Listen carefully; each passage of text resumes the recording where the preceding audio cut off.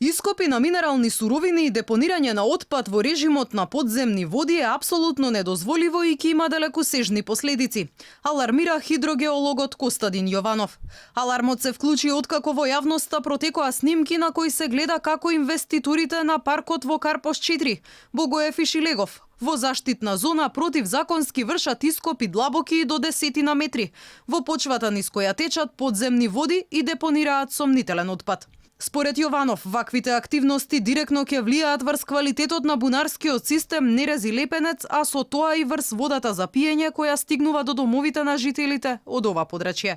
Ако знаеме дека што значи тој бунарски систем Нерез и Лепенец за градот Скопје, во некои делови повисоки, посебно во општина Карпош, каде што и нема доволно притисок, недостаток на вода, а некој си дозволува со таква активност.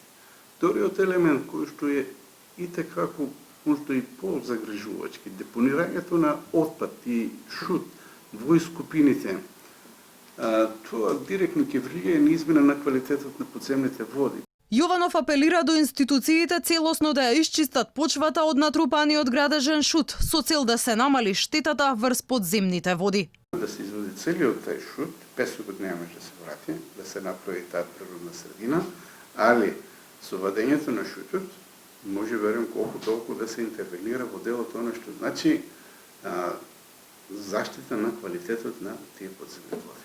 Од опозицијската ВМРО ДПМН пак во архивата на локалната самоуправа во Карпош доставија бројни документи од закони кои се однесуваат на заштитното бунарско подрачје, а најавија и тужби.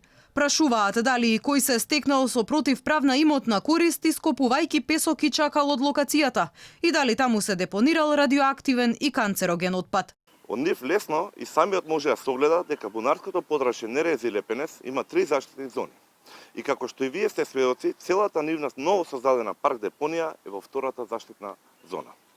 Исто така ќе увидат дека е строго забранет ископ, отстранување на природниот материјал и особено депонирање на ѓубре во дупките што ги скопа. Општината пак преку соопштение се правда. Бунарското подрачје било целосно заштитено.